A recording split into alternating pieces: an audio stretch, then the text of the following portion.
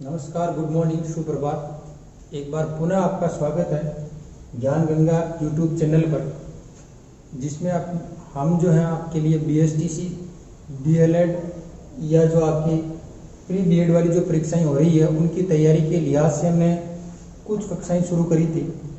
समय आपके पास और हमारे पास कम था, जितना हमसे बन पड़ रहा हम कर रहे हैं। उसी परिप्रेक्ष्य में कुछ विद्यार्थियों की मांग को देखते हुए कुछ एक कक्षाएं हम राजस्थान भूगोल की शुरू करने जा रहे हैं। इसमें हम जो देखेंगे आज राजस्थान का सामान्य परिचय। ये कक्षा शुरू करने से पहले देखो कुछ एक बातें हैं जो आपसे मैं डिस्कस करना चाह रहा था।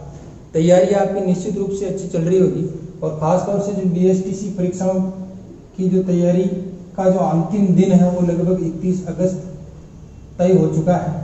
पहले कुछ छात्रों को ये भ्रम था कि भाई परीक्षाएं आगे बढ़ेगी, ये कोरोना काल में स्थगित होने की संभावना है, जैसा कि प्री बीएड की परीक्षाएं आगे बढ़ गई थी। तो तैयारी में आपने स्थिरता बरती और उसका खामियाजा आपको भुगतना पड़ सकता है। लेकिन ये चीज़ ध्यान रहे, 31 अगस्त अब निश्चित हो गई है। शायद आज या कल में आपके प्रवेश पत्र भी डाउनलोड होने वाले हैं।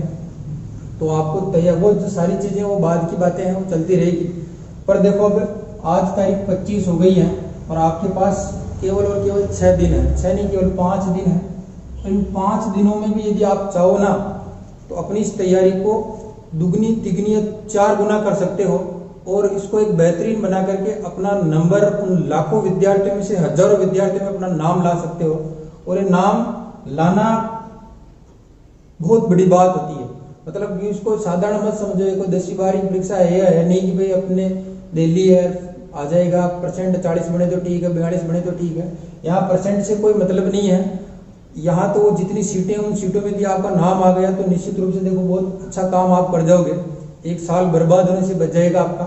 और इसी साल में यदि आ गया तो हो सकता है कि अब देखो नई शिक्षा नीति भी आ रही है 1986 के बाद में। पहली बार इतने सालों में जो है नई शिक्षा नीति लागू करने की एक प्रक्रिया चल रही है। इस प्रक्रिया में हो सकता है कि आपकी इस ये जो पैटर्न है उस पैटर्न में भी बदलाव आ सकता है और आने वाले समय में मुश्किलें खड़ी हो सकती है। इसलिए उन सब चीज़ों को ध्यान में रखते हुए अपनी तैयारी को इन 5 दिनों को 10 दिन में कन्वर्ट कर दो। 10 दिन का मतलब 5 दिन है और 5 आपके पास रात भी है। तो इसलिए मेरे हिसाब से तो आपके पास 5 दिन नहीं है, अब 10 दिन है। और इन 10 दिनों में इतनी जबरदस्त तैयारी करो कि सारी चीज़ें आपकी क्लियर हो जाए। अब आपको थोड़ा हड़बड़ाने की जरूरत नहीं है, परेशान होने की जरूरत नहीं है। तैयारी का जो अंतिम दौर, इस अंतिम दौर में आपने जितना जो कुछ पढ़ा है उसमें खास चीजें जो आपको थोड़ी टिपिकल लग रही है उनका एक बार फिर से रिवाइजन कर लीजिए। रिवीजन को भी इस तरह से डालिए कि लगभग 3 से 4 दिन में आप पूरा एक बार रिवीजन कर लो और आखिरी वाला जो 5वां दिन है उस दिन में भी जो है आप अपना लगभग पूरा रिवीजन एक बार कंप्लीट कर लो। अब इस रिवीजन में देखो हमने बहुत सारी चीजें आपने देखी होगी, आपको पढ़ाई करते हुए काफी समय भी हो गया होगा। आपका जो सिलेबस है उस सिलेबस में आपकी एक भाषा है, इसके अलावा आपका राजस्थान जीके है, इसके अलावा जो मेंटल एबिलिटी है उसको आप लगातार बराबर पढ़ रहे हैं। और इसके अलावा एक शिक्षण अभिक्षमता वाला जो टॉपिक है इसमें भी आपने अच्छी खासी मेहनत की होगी और पढ़ने के बाद आपको पता चला होगा किस किस तरह के प्रश्न आने वाले हैं। तो ये जो आपके टॉपिक हैं इन टॉपिकों में सबसे बड़ा जो हिस्सा वो राजस्थान जीके का है। और छात्रों को अधिकांश को शिकायतें रह रही है कि भाई हमारा जो है वो जीके कंप्लीट नहीं हो रहा। तो आपको घबराने की जरूरत नहीं है। कंप्लीट किसी भी विद्यार्थी का पूरा हुआ ही नहीं, क्योंकि ये जो थोड़ा दौर था इस वर्ष का वो थोड़ा अनिश्चितताओं का रहा। प्रत्येक छात्र को थोड़ा अच्छी तरह से गाइडेंस भी नहीं मिला और सारी चीजें रही, तो उसमें अपने को घबराने की जरूरत नहीं है। आपका जितना तैयार हुआ आप उसको एक बार फिर से रिवीजन करने के लिए आज से ही लग जाएं। और इसमें मैंने पिछले कुछ एक वीडियो में बताया भी कि आपको कौन कौन से टॉपिकों पर किस किस तरह के प्रश्न आपको देखने हैं या उनमें कौन कौन सी चीजें रिवाइजन करनी है। एक जीके का टेस्ट होता है और टेस्ट के बाद में एक सॉल्यूशन या विश्लेषणात्मक वीडियो मैंने डाला था। उन अलग अलग प्रश्नों पर मैंने कहा था कि आपको किस तरह से कला संस्कृति में कौन कौन से टॉपिक देखने हैं, लोक देवता है, देवियां है, मंदिर स्थापत्य कला है, राजस्थान के इतिहास में किन किन को देखना है। उन सब चीजों को देखते हुए थोड़ा सा एक पुराने पेपरों का विश्लेषण करते हुए आप उन टॉपिकों को 1 या 2 बार वापस देख सकते हैं। आपके पास जो गाइड है उनमें 1 2 पेज के वो सारे टॉपिक उन टॉपिकों को फटाक से रिवाइज कर लें। और भाषा में जो अधिकांश विद्यार्थी संस्कृत से तैयारी कर रहे होंगे और कुछ विद्यार्थी हिंदी से भी तैयारी कर रहे होंगे, तो जो आपकी तैयारी है उस तैयारी को एक बार फिर से संस्कृत वाले तो विशेष रूप से ध्यान दें। वो महत्व महत्वपूर्ण रूप से इन 5 दिनों में शब्द और धातु रूपों पर अच्छा ध्यान देवें। शब्द धातु रूप आपने तैयार कर लिया तो इसमें आप पुराने पेपरों को देखोगे तो 6 से लगभग 9 प्रश्नों की संख्या 30 में से आपको मिलेगी, जो कि बहुत बड़ी तादाद है आपके पेपर में। 30 प्रश्नों में से यदि 8-9 प्रश्न आ रहे हैं तो ये अच्छा आपका एक स्कोरिंग बढ़ सकता है। आप चाहे संधि समास कितने पढ़े होंगे, उपसर्ग धातु प्रत्यय पढ़े होंगे, पर ये 6, 7, 8, 9 प्रश्न यदि शब्द धातु रूप के आएंगे, 3 से 4 प्रश्न शब्दों के और 3 से 4 प्रश्न धातु रूप के आने वाले हैं, तो उन पर आपको विशेष फोकस करना आराम से। अब करना क्या है कि समस्या दूसरी ये रही होगी आपके कि कौन से शब्द पढ़े कौन से नहीं पढ़े। सबसे अच्छा और जानदार और शानदार तरीका यह है, आप सबने गाइडें खरीदी होगी, गाइडों के साथ एक पेपर बुक आई होगी। उस पेपर बुक में संस्कृत के जितने पेपर आते हैं, कम से कम 2, 3, 4 पेपर उठा के देखो, उन पेपरों में कौन कौन से शब्द आपको पूछ लिए गए। राम पूछा, बालक पूछा, विद्यालय, हरि, गुरु, जितने शब्द पूछ लिए गए हैं उन शब्दों को तो लगभग कंप्लीट अच्छा कर ही लो। जैसे मान लीजिए आपने राम कर लिया तो आपको ये बताना है कि याद करने की जरूरत नहीं है बालक शब्द कैसे चलेगा या आपको नरेश शब्द कैसे चलेगा। जिस भी शब्द के अंत में ए आ रहा तो अकारांत शब्द ऑटोमेटिक आपके तैयार हो गए। आपने मान लीजिए गुरु शब्द पढ़ा तो गुरु शब्द को अच्छी से 2, 3, 4, 5 बार लिख करके याद कर लीजिए। गुरु याद होने के बाद में आपको श्रोता ही भानु हो जाएगा, भानु से रिलेटेड पूछ लिया या और कोई शब्द पूछ लिया उकारा तो वो आपका बन सकता है। उसी तरह मान लीजिए पेपर में आपने कोई हरि शब्द से संदर्भित शब्द पढ़ा, हरि आपने याद कर लिया तो आपका कपि तैयार हो जाएगा, मुनि तैयार हो जाएगा। इस तरह के ह्रीश्व इकारांत सारे शब्द आपके तैयार हो जाएंगे। तो आप उन शब्दों को देखें कौन कौन से आए हुए हैं, उनके इर्द गिर्द के सारे शब्द आपके रचना अनुवाद चंद्रिका या कौमुदी मिले या ऑथेंटिक जहां पर आपको अच्छे शब्द रूप मिले वहां से तैयार कर लो। उसी तरह शब्दों के साथ साथ वहीं से धातु देख करके धातु को भी पढ़ लो कि कौन कौन सी धातुएं आई है। नृत्य धातु आई, दृश्य धातु आई, पच धातु आई है। उन धातुओं की वो 4-4, 5-5 लकार अच्छे से एक बार पढ़ करके एक दूसरे को पूछ करके तैयार कर लो। आदि संस्कृत आपकी यहीं से तैयार हो जाएगी। इसमें पढ़ाने वाली कोई बात नहीं है, आपको सिर्फ याद करना है, रट्टे मारना मार लो। 5 दिन में कुछ नहीं बिगड़ता, आराम से ये चीजें आपको उन लाखों में से हजारों में ला सकती है, मेरी गारंटी है। तैयारी करने का ये एक अच्छा तरीका है।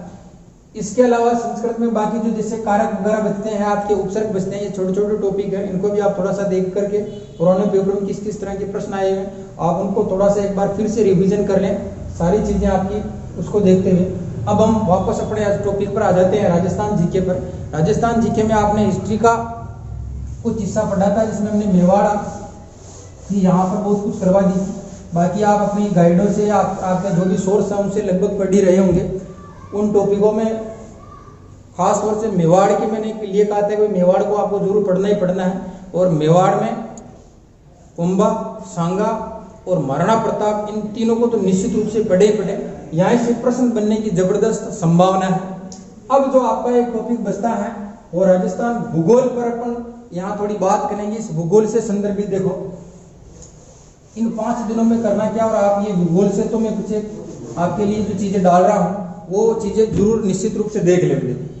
अब यदि हम बात करें राजस्थान भूगोल की और इसके सामान्य परिचय की, तो देखो कहते हैं कि 4 करोड़ वर्ष पूर्व धरती की उत्पत्ति होती है इस पूरे ब्रह्मांड में। ब्रह्मांड, संसार, दुनिया, इस तरह के आपने शब्द सुना होगा। तो ये जो ब्रह्मांड, इस ब्रह्मांड में कई सारे ग्रह हैं, सौर परिवार है, ऐसे असंख्य सौर परिवार। उन असंख्य सौर परिवारों में जो हमारा जो सौर परिवार है जिसमें 9 ग्रह हैं, उनमें पृथ्वी भी एक ग्रह है। इस ग्रह की उत्पत्ति 4 करोड़ साल वर्ष पूर्व हुई थी। और राजस्थान की जो सभ्यताएं हमने पढ़ी उसमें मैंने कहा था कि 40 लाख वर्ष पूर्व मनुष्य की उत्पत्ति होती है और धीरे धीरे वो विकास की ओर अग्रसर होता है। इस तरह धरती की उत्पत्ति होने के साथ साथ प्रारंभिक रूप से इस धरती के आज की तारीख में तो आपने कक्षा 6, 7, 8, 9 में पढ़ लिया होगा कि भाई हमारे पास महाद्वीप है, महासागर है। उन महाद्वीप और महासागर जो आज की तारीख में आप देख रहे हैं, 5 महासागर और 7 महाद्वीप जो आप देख रहे हैं, ऐसा पहले नहीं था। ये धरती पूरी की जो थी वो पहले 2 भागों में बटी थी। एक का नाम मिलेगा आपको अंगारा लैंड, और एक का नाम मिलेगा आपको गोंडवाना लैंड। अंगारा लैंड और गोंडवाना लैंड, ये ध्यान देना, यहीं से भी प्रश्न बन सकते हैं, बने हुए हैं। इसलिए एक सामान्य सी जानकारी आपको दे रहा हूँ, दिमाग में ज्यादा जोर डालने की जरूरत नहीं। आप चीजें धीरे धीरे, मैं कक्षा इसी हिसाब से रखता हूँ कि आपको सारी चीजें थोड़ा बैकग्राउंड से लेकर के वर्तमान तक को जोड़ दूं ताकि आपको दिमाग में रटने की जरूरत नहीं पड़े। तो देखो मैं कह रहा था कि लाखों करोड़ों साल पहले जब धरती की उत्पत्ति और धरती के 2 टुकड़े थे, एक टुकड़े का नाम क्या था अंगारा लैंड और एक का नाम था गोंडवाना लैंड। बीच में एक समुद्र हुआ करता था जिसका नाम था टेथीज सागर। तो उस तरह से आज की तारीख में तो 5 महासागर है, हिंद महासागर है, प्रशांत महासागर, ऐसे लगभग 5 समुद्र है और जमीन के जो टुकड़े हैं महाद्वीप है वो लगभग 7 है। लेकिन उस जमाने में ये केवल 2 ही तरह के महाद्वीप थे, अंगारा लैंड और गोंडवाना लैंड, और एक समुद्र था इसका नाम था टेथीज। अब यहाँ चीज ध्यान रखना, ये जो अंगारा लैंड और गोंडवाना लैंड है ये स्थलीय भाग है। इस स्थलीय भाग का जो नाम था वो नाम था पेंजिया। और ये जो पानी वाला भाग है जिसको आप समुद्र कहते हैं इसका नाम मिलता है पेंथालासा ज्योग्राफी में। ये भी आपको रटने की जरूरत नहीं है, परेशान होने की जरूरत नहीं है, सामान्य रूप में याद रखना है। जो जमीन वाला भाग था उसे क्या कहा गया? पेंजिया। जिसपे पानी भरा था उसे क्या गया? पेंथालासा। जो पेंथालासा के रूप में जिस जगह पानी भरा था उस पानी के समुद्र का जो नाम था वो टेथीज सागर था। टेथीज बार बार इसलिए मैं बोल रहा हूँ कि राजस्थान का भी ज्योग्राफी जब हम पढ़ेंगे उसमें नाम आने वाला है। और ये गोंडवाना और अंगारा लैंड जो मैंने नाम लिए हैं उनसे भी इनका कोई लिंक है। तो ये किस तरह से थे इसको हम देख रहे हैं प्रारंभिक रूप में, लाखों करोड़ों साल पहले जब धरती का जो प्रारंभिक स्वरूप था उस स्वरूप में। इस तरह से 2 लैंड थे, पेंजिया और पेंथालासा, और एक जो पेंथालासा जो समुद्र है वो टेथीज सागर था। अब देखना, वेगनर नाम का कोई एक विद्वान हुआ है ज्योग्राफी में, वेगनर, उसने एक सिद्धांत दिया कि ये धरती के अंदर जो प्लेटें हैं, प्लेटें का मतलब सतह है, और ये सतह धीरे धीरे इनमें मतलब भूगर्भिक हलचल हुई, आप उसको ताप कह दीजिए, दाब कह दीजिए, या उनकी प्लेटों का आपस में खिसकने से क्या हुआ, जमीन के जो टुकड़े थे ये टुकड़े वो टूटना शुरू हुए, दरारें आना शुरू हुई। और दरारें आते आते ये जमीन के जो 2 भाग थे, इन 2 भागों में ये जो पेंजिया था वो 7 टुकड़ों में बट गया, और ये पेंथालासा जो समुद्र एक था वो 5 समुद्रों में बट गया। फिर से देखना, वेगनर के महाद्वीपीय विस्थापन सिद्धांत के तहत ये जो जमीन के 2 हिस्से थे, अंगारा लैंड और गोंडवाना लैंड, वो टूट करके खिसक करके धीरे धीरे कितने टुकड़ों में बट गया? 7 टुकड़ों में। और जो पेंथालासा या टेथीज सागर था वो धीरे धीरे विस्थापित होकर के कितने महासागरों में डिवाइडेड हो गया? 5 महासागरों में डिवाइडेड हो गया। ये आज की वर्तमान स्थिति है। इस स्थिति में अब हम भारत और राजस्थान और भूगोल के संदर्भ में बात करने वाली है। क्या यहाँ पर केवल आपको इन 3 शब्दों को याद रखना, अंगारा लैंड, गोंडवाना लैंड, टेथीज सागर। अंगारा और गोंडवाना लैंड का एक भौगोलिक नाम पेंजिया और इनका नाम पेंथालासा। अब आगे की बात करेंगे। इस तरह से इस धरती की उत्पत्ति और प्रारंभिक स्वरूप और वर्तमान स्वरूप में महाद्वीप महासागरों की मैंने एक सामान्य सी आपको परिचय दिया। इस परिचय के जानने के बाद में वर्तमान में तो आप जान रहे हैं महाद्वीप हमारे कितने हैं? 7 हैं। उन 7 महाद्वीपों में सबसे बड़ा महाद्वीप है एशिया, और एशिया महाद्वीप में हमारा देश है भारत, और भारत में हमारा राज्य है राजस्थान। और हम जो पढ़ रहे हैं वो किसका भूगोल पढ़ रहे हैं? राजस्थान का भूगोल या राजस्थान का सामान्य परिचय। आगे की सारी चीजें डिस्कस करने से पहले हम स्टेप बाय स्टेप देखेंगे, और खास तौर से आपका जो 31 तारीख को एग्जाम होने वाला है बीएसटीसी वालों का, उस परीक्षा के लिहाज से अपन इस कक्षा को मैं डिजाइन कर रहा हूं। इसमें देखो हम सबसे पहले देखेंगे राजस्थान का जो हमारा नामकरण है उस पर बात करेंगे। नामकरण के बाद में फिर हम अवस्थिति, विस्तार पर बात करेंगे। इसके बाद इसके भौगोलिक प्रदेशों पर बात करने वाले हैं। इसके बाद भौगोलिक प्रदेश जैसे ही होंगे इसकी बाद में हम इसकी नदियां और झीलों के बारे में बात कर सकते हैं, नदियां और झीलें। और नदियों और झीलों के बारे में बात करने के बाद में नेक्स्ट जो हम बात करेंगे वो इसकी जलवायु पर बात करेंगे। जलवायु पर भूगोल में बात होने के पश्चात कृषि पर बात करेंगे। कृषि के बाद कृषि से पहले मिट्टियां पढ़ेंगे, मिट्टियां, राजस्थान की प्रमुख मिट्टियां। और जब आप मिट्टियां पढ़ लोगे, जमीन कैसी है उसको पढ़ने के बाद में उस पर खेती करने लायक हो जाओगे तो हम कृषि के बारे में बात करेंगे। और जब आप कृषि पढ़ लोगे तो कृषि के साथ साथ लोग पशुपालन भी करते हैं तो हम पशुओं के बारे में बात कर सकते हैं। जब मिट्टी, कृषि और पशुओं के संदर्भ में बात कर सकते हैं तो हम यहाँ पर जो मानव है उसका जीवन कैसा होगा और यहाँ जनसंख्या कहाँ कितनी कम है, तो राजस्थान की जनसंख्या के बारे में हम बात कर सकते हैं। जब लोग रहना शुरू कर देंगे तो वो आसपास में आएंगे जाएंगे, एक गांव से दूसरे गांव, एक शहर से दूसरे शहर जाएंगे, तब हम परिवहन की बात कर सकते हैं कि किसी रोड से जाएंगे, पानी से जाएंगे, हवाई जहाज से जाएंगे, ट्रेन से जाएंगे।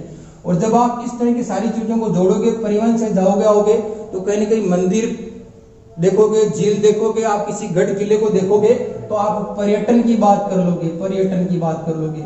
इस तरह से इन सारे टॉपिकों को यदि आप जोड़ोगे या आपके भूगोल के सारे टॉपिक हो जाते हैं। यानी आपने राजस्थान का नामकरण कैसे हुआ, धरती कैसे बनी उसको जानोगे, वो राजस्थान कहाँ, उसका विस्तार कहाँ कहाँ तक है, इसके भौगोलिक प्रदेश कौन कौन से, भौगोलिक प्रदेशों में हम 4 की बात करेंगे, मरुस्थल की बात करेंगे, हम अरावली पर्वतमाला की बात करेंगे, हाड़ौती प्रदेश के बारे में बात करेंगे और पूरी प्रदेश के बारे में बात करेंगे। नदियों झीलें हो जाएगी, जलवायु हो जाएगी, जलवायु में वर्षा कैसी होती है, कहाँ कितनी होती है।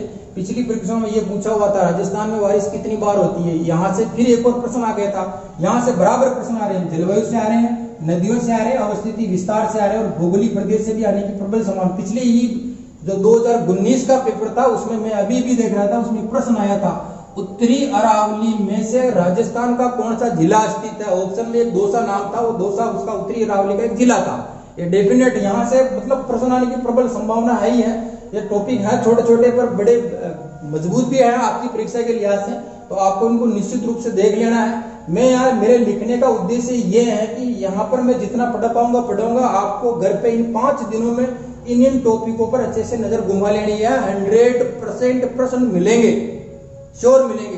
परीक्षा कोई सी भी हो, चाहे कांस्टेबल की हो, पटवारी की हो, यदि भूगोल देर का तो इन टॉपिकों के इर्द गिर्द वो घूमेगा जरूर, निश्चित रूप से घूमेगा। ये चीजें आपको ध्यान देना। और साथ में एक और देख लेना आप, अभ्यारण्य, ये वाला टॉपिक भी ज्योग्राफी में ही ऐड होता है। अभ्यारण्य, पशु पक्षी के अभ्यारण्य है, बाघ अभ्यारण्य, जितने सारे हैं वो भी आप चीजें देखोगे।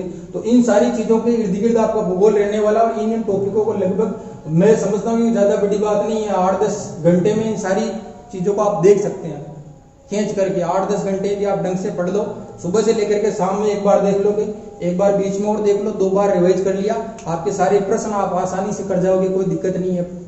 आपकी जो भी गाइड है, कंटेंट है, उसको पढ़ा और उसके प्रश्न सोल्व कर लिए, बस बात खत्म। कम से कम इतना तो कर ही सकते हैं। और पुराना जो आपका रह रहा है उसको भी साथ साथ रिवाइजन करेंगे। अब आप यहाँ से हम चलते हैं और जो महत्वपूर्ण बात है आज की कक्षा से उसे हम करते हैं।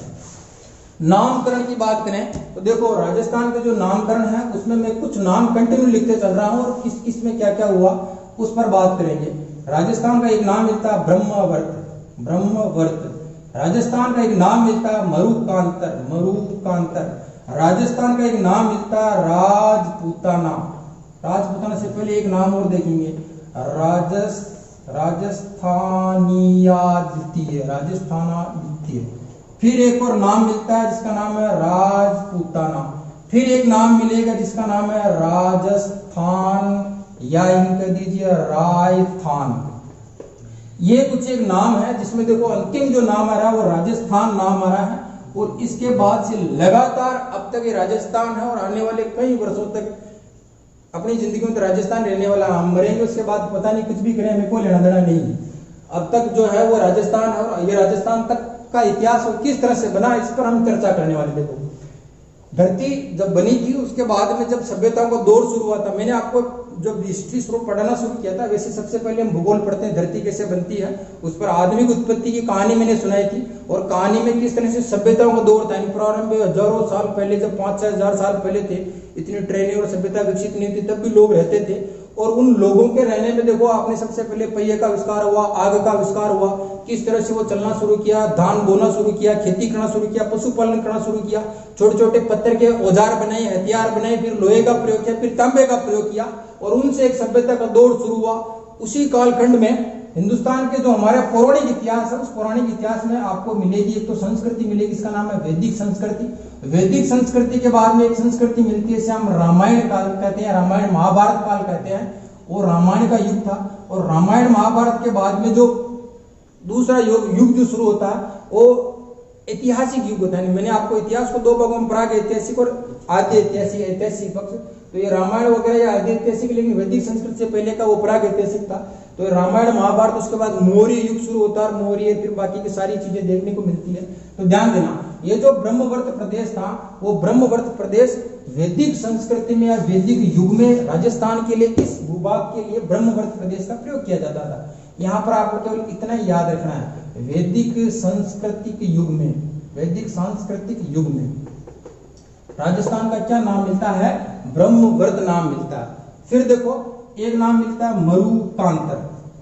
जो मरुकांतर नाम है वो रामायण के कालखंड में भगवान श्री राम, दशरथ जैसे जो वे थे, आपने कुमार संभव रघुवंश वगैरह पढ़ी थी, इसमें लगभग 31 रघुवंशी राजाओं का वर्णन है। हजारों सालों तक उन्होंने लगभग हिंदुस्तान पर राज किया। तो वो रामायण का जो कालखंड था उस कालखंड में राजस्थान का नाम क्या मिलता है, मरुकांतर नाम मिलता है। दो क्लियर किया। यहाँ पर आपको ज्यादा दिमाग पर जोर डालने की बिल्कुल भी जरूरत नहीं है, सामान्य रूप से इतना याद रखना है, ब्रह्मवर्त जो राजस्थान का नाम वो कौन से युग में था, वैदिक सांस्कृतिक युग में या वैदिक युग में था। मरुकांतर नाम रामायण काल में था। महाभारत से रिलेटेड मैंने कई अलग अलग नाम, मत्स्य प्रदेश हो चाहे युद्धे प्रदेश हो, नगरी हो, इन सबका महाभारत से संबंध रहा था और वो अलग अलग टुकड़ों में था, इसलिए मैंने यहाँ लिखे नहीं है। यहाँ पर हम मुख्य नाम के बारे में बात करेंगे। और अगला जो उल्लेख मिलता है राजस्थानिया द्वितीय जो नाम है, ये नाम एक शिलालेख है, 682 ईस्वी इसका सन है। शिलालेख का नाम बसंतगढ़ नाम है, बसंतगढ़। और बसंतगढ़ आपको जानना चाहिए वर्तमान में कहाँ है, सिरोही में। महाराणा कुंभा ने 3284 से कितने किले बनाए थे, 32 किले। उन 32 किलों में एक किले का नाम बसंतगढ़ भी उल्लेख मिलता है। तो ये बसंतगढ़ का संबंध है किससे, सिरोही से है। और इस बसंतगढ़ के अभिलेख में भी जो है एक नाम मिलता है राजस्थानिया द्वितीय। इसमें मतलब दास प्रतापर का उल्लेख किया। वरमलाल कोई राजा था अर्बुद प्रदेश का, अर्बुद का मतलब आबू प्रदेश को पहले अर्बुद प्रदेश कहा जाता था, और उसका वरमलाल नाम का एक राजा था, वरमलाल। उस राजा के राज्य में इस अभिलेख का उल्लेख मिलता है, बसंतगढ़ शिलालेख। शिलालेख, शिलालेख समझ रहे होंगे आप। शिलालेख का मतलब पत्थर पर कुछ लेख खोद दिए जाते हैं, उनका नाम शिलालेख मिलता है। तो बसंतगढ़ 682 का जो शिलालेख है उसमें राजस्थान का नाम क्या मिलता है, राजस्थान द्वितीय नाम मिलता है। उसके बाद अब आगे चलते हैं, राजपूताना और राजस्थान, इस पर बात करेंगे। देखो, राजपूताना जो शब्द मिलता है वो एक अंग्रेज अधिकारी था जिसका नाम था जॉर्ज थॉमस। जॉर्ज थॉमस, ये ध्यान रखना। जॉर्ज थॉमस भारत में कई वर्षों तक रहा। राजस्थान का एक पड़ोसी राज्य ग्वालियर, ग्वालियर के दौलत राव सिंधिया नाम के एक मराठा शासक हुआ करते थे, उनके दरबार में जॉर्ज थॉमस अंग्रेज अधिकारी रहता था। और ग्वालियर के पश्चिमी भाग में जो प्रदेश थे राजा राजपूतों के, उनके लिए उन्होंने इस शब्द का इस्तेमाल किया था, राजपूताना। जॉर्ज थॉमस के बारे में विलियम फ्रैंकलिन नाम अंग्रेजी है। डर मत जाना, घबराने की कतई जरूरत नहीं है, आराम से याद रखिएगा। नहीं भी रहे तो भी टेंशन लेने की 1% जरूरत नहीं है, परेशान बिल्कुल भी नहीं होना। विलियम फ्रैंकलिन ने जॉर्ज थॉमस के बारे में एक किताब लिखी। किताब का नाम मिलता है मिलिट्री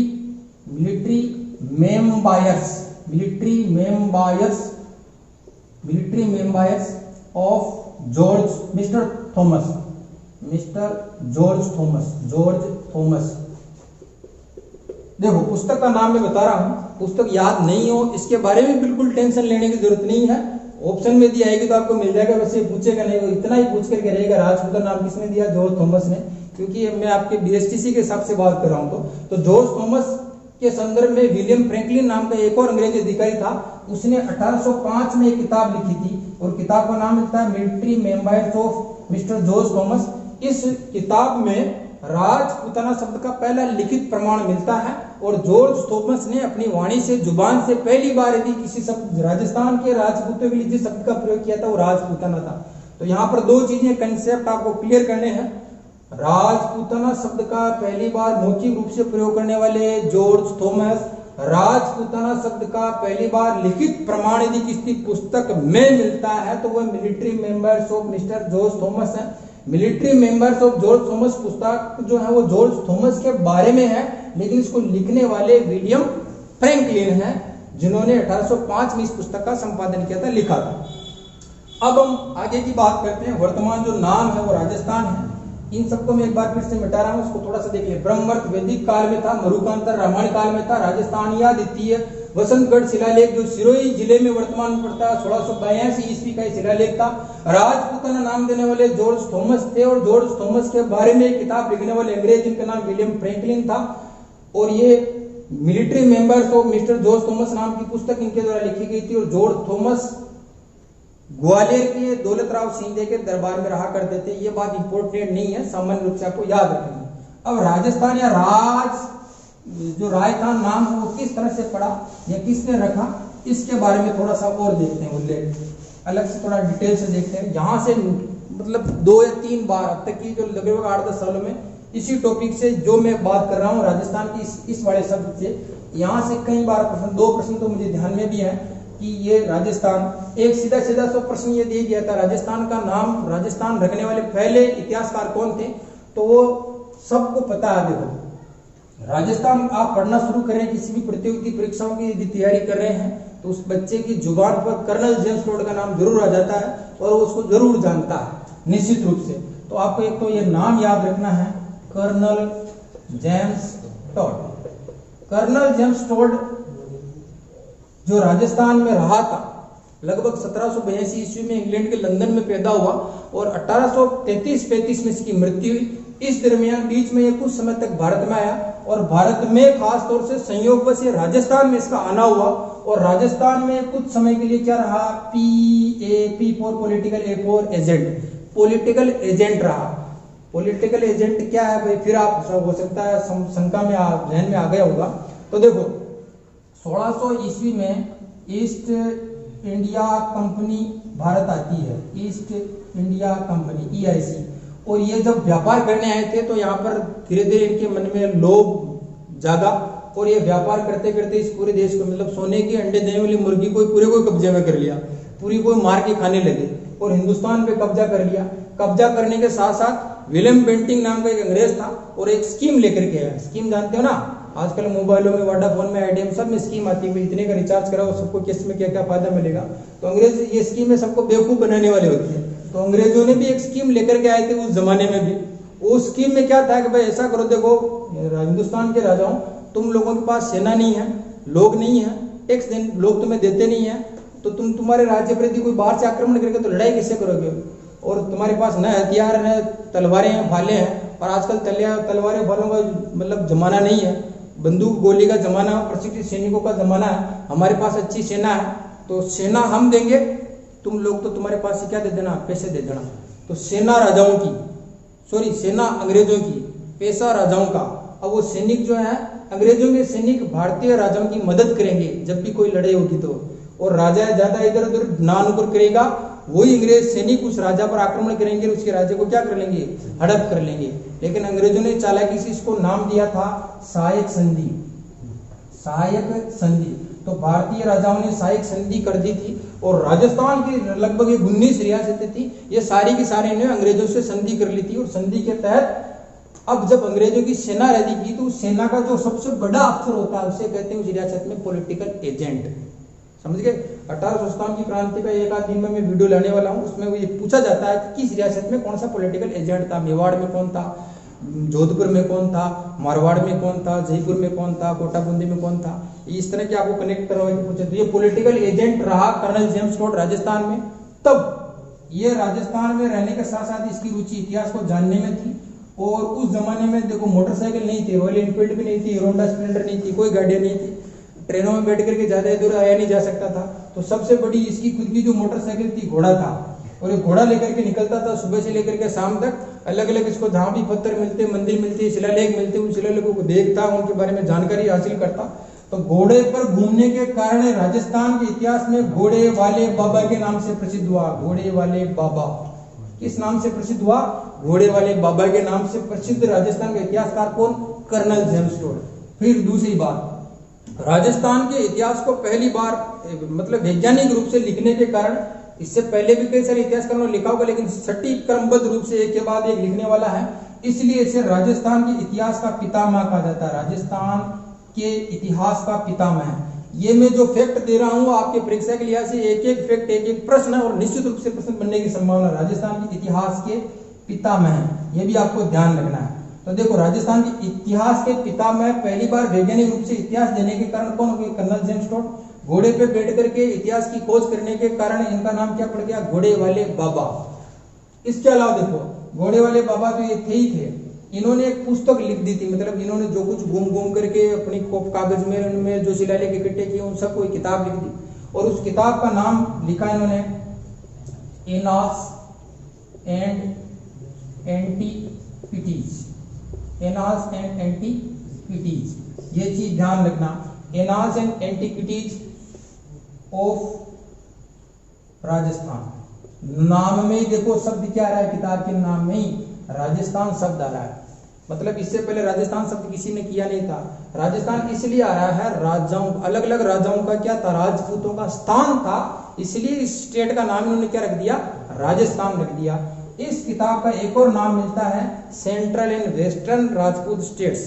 किससे कह रहा हूं, सेंट्रल लिख देता हूं मैं यहां पर, सेंट्रल एंड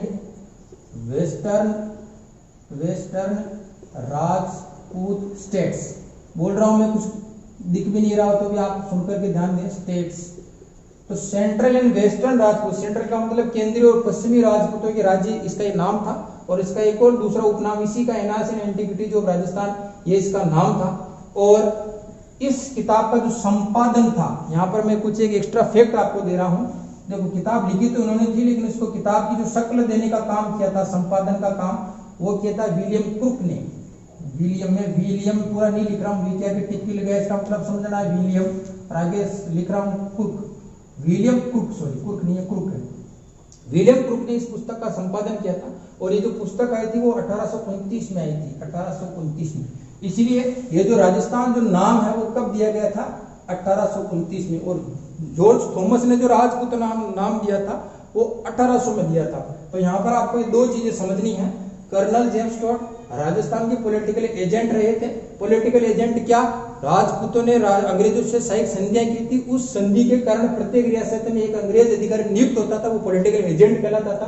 तो कर्नल जेम्स टॉड जब राजस्थान के विभिन्न अलग अलग हिस्सों में पॉलिटिकल एजेंट रहे, तब घोड़े पर बैठ करके राजस्थान के इतिहास के विभिन्न तथ्यों का संकलन किया, इसलिए इनका एक नाम प्रसिद्ध है, घोड़े वाले बाबा। और राजस्थान को पहली बार वैज्ञानिक रूप से इतिहास के रूप में पिरोने के कारण इनका का जो नाम है वो राजस्थान के इतिहास के पितामह है, या राजस्थान के इतिहास के क्या कहते हैं, जनक भी इन्हीं को कहते हैं, जनक या पितामह इन्हीं को कहना है। इनकी जो पुस्तक है एनहांस्ड एंटिक्विटीज ऑफ राजस्थान, ये 1829 में इन्होंने प्रकाशित करवाई थी। इसका संपादन जो विलियम क्रुक ने किया था, संपादन का मतलब लेखक नहीं है, किताब को सही तरीके से सलीके से जमाना होता है, तो ये विलियम क्रुक है। ये नाम आपको रखने, याद रखने में, दिमाग में बिल्कुल ज्यादा स्टोरेज को, दूसरे स्टोरेज को डिलीट मत करना, याद रह जाए तो ठीक है, नहीं तो ज्यादा मतलब रहने की जरूरत नहीं है, आपको क्यों पढ़ लेना है। और इस पुस्तक का एक दूसरा नाम है, वो हो सकता है वो आपको बेवकूफ बनाने के लिए यूं दे दे कि कर्नल जेम्स टॉड ने अपनी कौन सी पुस्तक में राजस्थान नाम दिया, और ये पुस्तक central and western Rajput state. तो आप कंफ्यूज मत होना, कहीं एनहांस्ड एंटिक्विटीज आपके दिमाग में चल रहा हो, ये नहीं करना। अब देखो इसके अलावा कर्नल जेम्स टॉड के एक, तो इसके अलावा देखो कर्नल जेम्स टॉड के बारे में एक महत्वपूर्ण बात और है, इनके एक गुरु हुआ करते थे, गुरु का नाम था देखो जैन यति ज्ञानचंद्र। गुरु का नाम क्या था, जैन यति ज्ञानचंद्र। देखो गुरु के अंदर इतना ज्ञान था, तभी एक अंग्रेज को अपना चेला बना लिया, इसलिए गुरु का नाम क्या है, ज्ञानचंद्र। आगे शब्द जुड़ा हुआ जैन यति, यति का मतलब होता है सन्यासी, एक जैन सन्यासी थे जिनका नाम था ज्ञानचंद्र। तो कर्नल जेम्स टॉड के जो गुरु वो जैन यति ज्ञानचंद्र है। इनकी पुस्तक का नाम enhanced antiquities of central and western Rajput states, इसका दूसरा नाम है। इतिहास के जनक और पितामह इनको कहते हैं, घोड़े वाले बाबा भी यही हैं। 1829 में राजस्थान का नाम राजस्थान मिला, ये भी आपको ध्यान रखना है।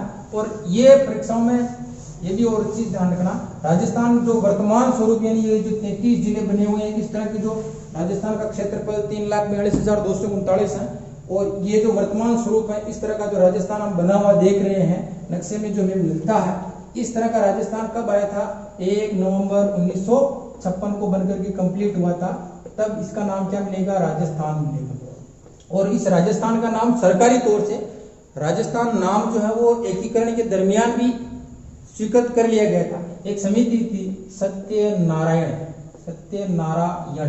समिति, इस सत्यनारायण समिति की सिफारिश के आधार पर ही जो है उन 19 रियासतों को एक करके कर्नल जेम्स टॉड ने जो राजस्थान शब्द इसके लिए संबोधित किया था, उसी को ये ठीक रहेगा हमारे राजस्थान के लिए। तो ये नाम जो सत्यनारायण समिति की सिफारिश के आधार पर 1 नवंबर 1956 से पहले इसका नाम क्या रख दिया गया था, राजस्थान रख दिया गया था। तो ये तो थी नामकरण की बात। अब जो आपके बचता है अवस्थिति और विस्तार, ये इसमें 10-15 मिनट की जो क्लास रहेगी वो मैं कल बढ़ाऊंगा, इसकी नेक्स्ट क्लास में रहेंगी, तो वीडियो ज्यादा बड़ा हो जाएगा। यहाँ से हमने जो केवल नामकरण पढ़ा और उसके पेंजे पेंतलासा ये जो शब्द पढ़े थे उनके बारे में साधारण जानकारी रखनी है। बाकी जो जानकारी वो मैं आपको अगली कक्षा में दूंगा। तब तक अपने आप को अपडेट रखें और पूरी तरह से पूरी निष्ठा से पढ़ाई करते हैं। ईमानदारी अपने साथ बरतोगे तो निश्चित रूप से आप सिलेक्शन के करीब होगे। बाकी भगवान सब आप सबके साथ अच्छा करेगा। तब तक के लिए धन्यवाद।